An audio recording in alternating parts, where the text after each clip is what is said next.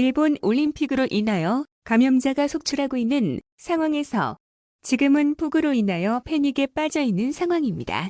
매년 각국 장마전선과 태풍으로 인하여 수해로 인한 피해가 끊이지 않고 있습니다. 그 중에서도 일본의 경우에는 수해로 인한 피해가 많이 발생하는데요. 강의 범람과 침수, 토사재해, 폭풍, 해일 등으로 다양합니다. 이와 같이 몇 번이나 풍수에 의해 공격을 받고 있는 상황입니다. 일본은 옛날부터 이와 같은 피해가 지속적으로 발생하고 있습니다. 1947년에는 태풍으로 인하여 제방이 붕괴되어 30만 정도의 가옥이 침수되고 1000명이 넘는 막대한 피해가 나왔습니다. 2015년에는 호우로 인하여 제방이 붕괴되고 5,000채 이상의 주택이 침수되기도 하였습니다. 2018년에는 서일본 호우로 인하여 200명 이상이 사망, 2019년은 태풍으로 인하여 140여 개의 제방이 무너지는 등 엄청난 피해가 발생하고 있는 상황입니다. 이외에도 토사 피해 등 엄청난 피해가 발생하였습니다. 도쿄올림픽이 시작되기 전에도 장마비로 인하여 엄청난 비 피해를 입었었는데 이번 주도 일본은 태풍 전선의 영향으로 엄청난 수해를 입고 있는 상황입니다. 문제는 이 폭우가 언제 끝날 기미가 보이지 않는다는 것입니다.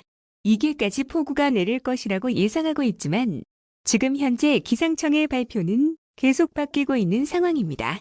태풍 전선이 이동을 하면 금방이라도 비가 줄어들 것이라고 발표를 하였지만 장마전선의 이동이 느려지면서 폭우가 계속되고 있는 상황입니다.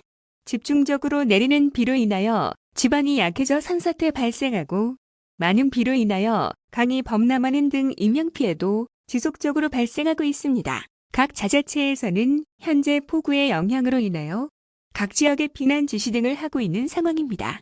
태풍 전선이 정체하며 오늘도 서일본을 중심으로 기록적인 폭우가 계속되고 있습니다.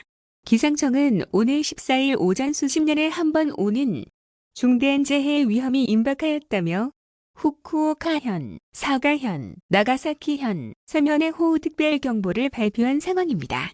사가현 다케오시에서는 강이 범람하여 주택 침수 등의 피해가 확산이 되고 있는 상황입니다. 나가사키현에서는 토사가 무너지며 주택 2채가 무너져서 사람이 실종되거나 교토에서는 비로 인하여 토사가 약해져 산사태가 발생하고 있습니다. 여기에 강우량이 현재보다 더 늘어날 전망이라며 기상청에서는 경고를 하고 있습니다. 이런 상황에 정부대책본부에서는 조금이라도 위험을 느낄 경우 피난처로 대피하세요라고 국민에게 호소하고 있는 상황입니다.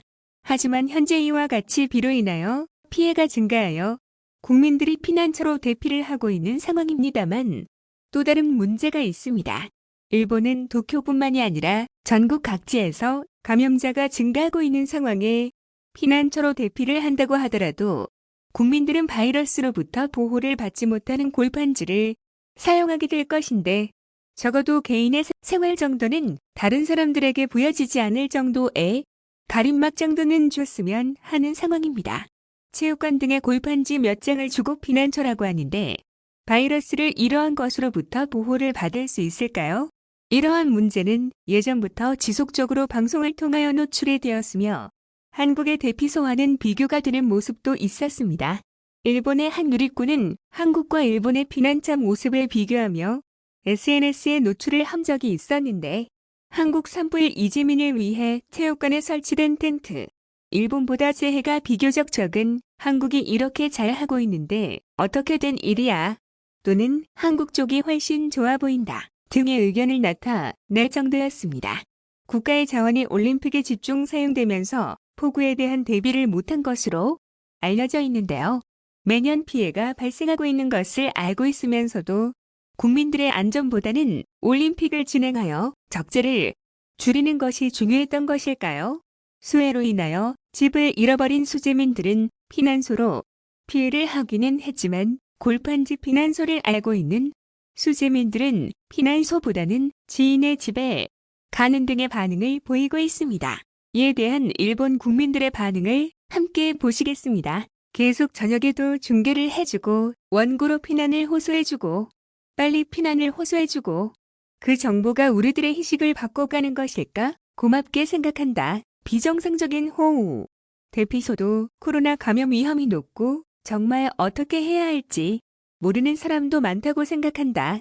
코로나는 즉시 죽지는 않지만 하천에 빠진다면 즉사. 어떻게든 피난하여 몸을 지켜주세요. 피난할 수 있는 사람은 대피합시다.